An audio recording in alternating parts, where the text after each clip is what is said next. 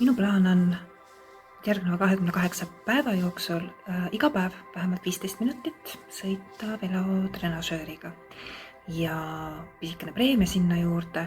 Ammu olen tahtnud vaadata Netflixist sarja Stranger Things ja tundub, et Netflix saab siis minu parimaks kaaslaseks sellel teekonnal.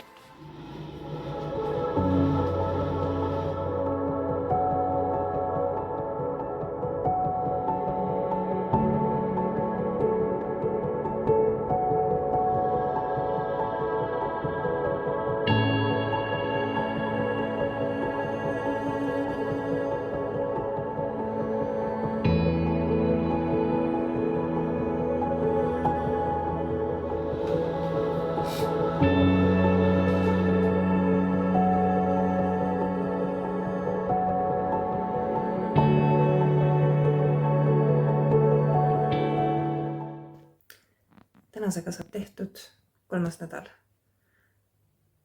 Vahel on jäänud üks ainukene päev. Päris hea tulemus.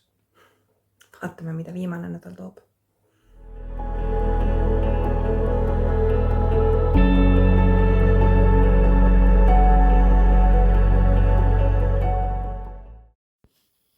Nii, võtame siis asja kokku. Oma plaani täitsin 19. päeval 28.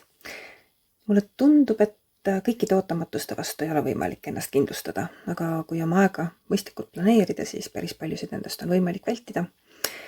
Kui õnnestumine on oluline, siis konkreetne plaan ja oma edusammude ülesmärkimine on üliolulised ja hetkel plaanin jätkata. Kevade lähenedes vahetan rattasõidu jooksmise vastu, sest oma töökollektiiviga registreerisime mai jooksul ennast juba ära.